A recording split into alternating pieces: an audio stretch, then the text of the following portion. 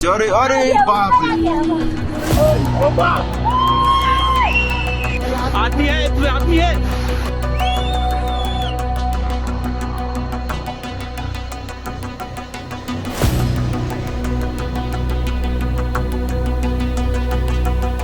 जवान ये 14 राजीव के जवान हैं जो सबसे फर्स्ट रिस्पॉन्डर थे कल जब ये प्राकृतिक आपदा। आप देख सकते हैं ये आपदा का भयावह मंजर।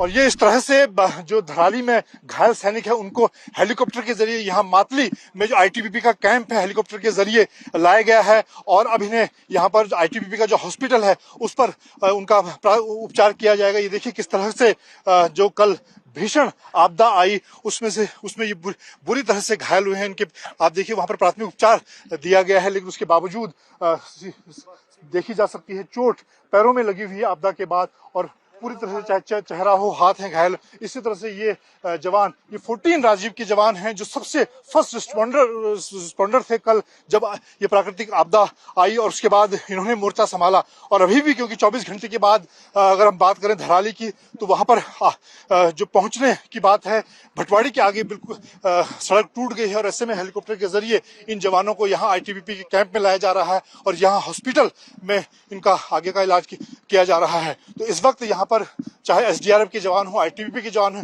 युद्ध स्तर पर जो खासतौर से अभी पहली प्राथमिकता उन लोगों को बचाने की है जो घायल हैं। एम्बुलेंस यहाँ पर मौजूद है और सीधे इस एम्बुलेंस के जरिए यहीं पर इस जो मातली कैंप है यहाँ पर हॉस्पिटल है जहाँ पर इनका इलाज किया जाएगा। और अब लगभग 24 घंटे के बाद जब मौसम ने आज मौसम साफ हुआ उसके बाद जो राहत और बचाव का काम है उसमें तेजी आई है। और ये देखिए लगातार यहाँ पर जो आईटीबीपी के जवान है वो मुस्तैद हैं, चाहे एम्बुलेंस की बात हो चाहे स्ट्रेचर की तैयारी हो, सारी तैयारी रखी गई है और सीधे इनको अब हॉस्पिटल ले जाया जाएगा। स्ट्रेचर यहीं रहने दो सर। ये धराली के वो जवान हैं जिन्होंने उस आपदा में सबसे पहले वहां पर जो लोग फंसे थे उनको बचाने का काम किया और उसमें वो घायल भी हुए हैं। 10 से 11 सेना के जवान इस आपदा का शिकार हुए थे। आपको कैसे लगी ये चोट? सब जा रहे थे बचाने लोगों को। अच्छा। हमारे ट्रूप ही पूरा ऊपर से स्लाइडिंग हुआ गिर गए। कितने लोग थे जब जो आपदा है? आप लोग कितने थे वहाँ पर? ये वो अग्निवीर हैं जिन्होंने इस आपदा में लोगों को न सिर्फ बचाने का काम किया, खुद भी ये घायल हुए। क्या नाम? गोपाल। कैसे घायल हुए आप? गोपाल सर, वो बह के घायल हुए सर। और कितने लोगों को बचाया आप लोगों ने उस दौरान? बचाया सर 15-20 लोग। अच्छा। लिमचा घाट के नाम से ये जाना जाता है। आप देख सकते हैं ये आपदा का भयावह मंजर।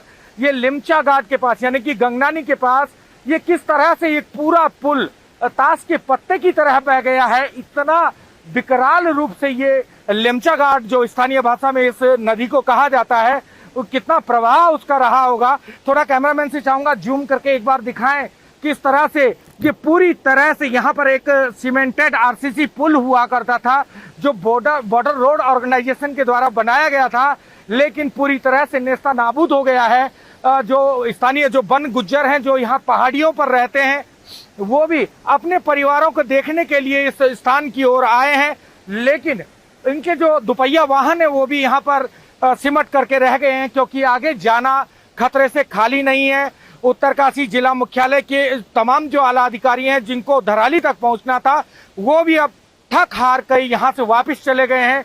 प्रशासनिक अमला कोई भी यहाँ पर नहीं दिखाई दे रहा है। कुल मिलाकर के अब सड़क मार्ग से धराली तक राहत और बचाव कार्य करने के लिए जो दल तैयार किए गए थे उनका पहुंच पाना सड़क मार्ग से बिल्कुल भी संभव नहीं होता हुआ दिखाई दे रहा है। पूरी तरह से यहाँ पर जो है ये सड़क तबाह हो गई है। पूरा जो एक सीमेंटेड जो यहाँ पर आरसीसी पुल था ये पुलिया पूरी तरह से बह चुकी है।